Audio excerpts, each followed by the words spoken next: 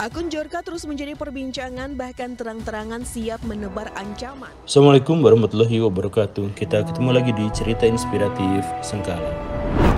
Sobat tahu nggak bahwa perang cyber adalah satu-satunya perang yang masih bertahan secara global di dunia saat ini. Perang ini nggak terlihat oleh kebanyakan orang, tetapi sama berbahayanya dengan perang senjata dalam skala tertentu.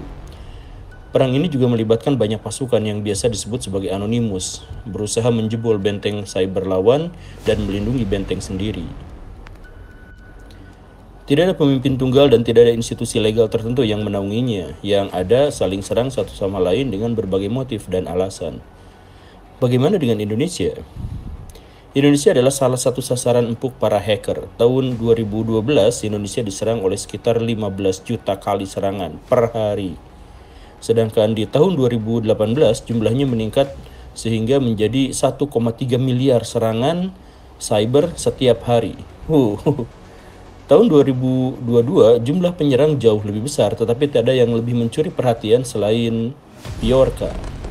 Bjorka mengaku bahwa ia adalah keturunan Indonesia yang bermukim di Polandia.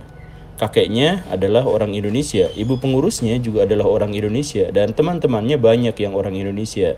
Satu di antara teman-temannya itulah yang kemudian mendorongnya untuk melakukan serangan cyber karena kesal pada pemerintahan saat ini yang dinilai tidak becus ngurus negara, dihuni oleh orang-orang tidak berkompeten dan korup.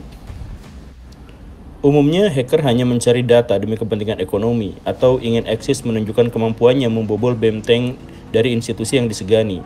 Tetapi Bjorka nampaknya memiliki motif tambahan, nasionalisme. Ada rasa jengkel yang berkali-kali ia tumpahkan yang sebenarnya sisi lain dari pembelaan atas kepentingan pihak lain. Dan ini benar-benar menunjukkan nasionalisme. Pada akhirnya inilah yang menyebabkan banyak orang curiga bahwa pengakuannya soal begini dan begitu itu hanya samaran belaka. Mungkin ia benar-benar orang Indonesia, bukan Polandia.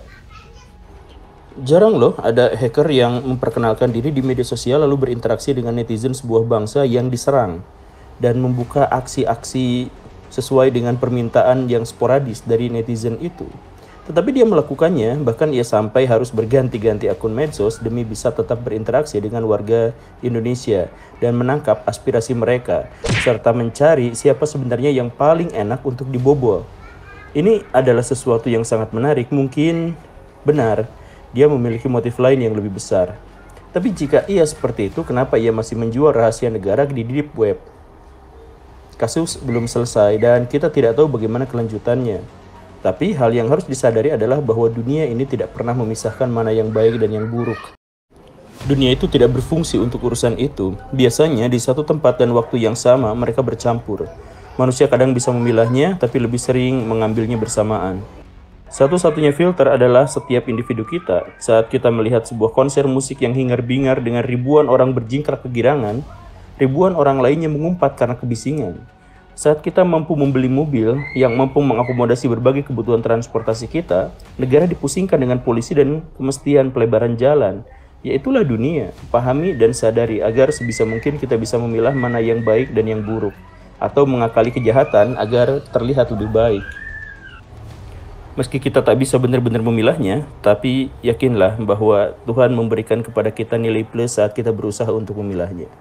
Terima kasih, semoga terinspirasi. Assalamualaikum warahmatullahi wabarakatuh.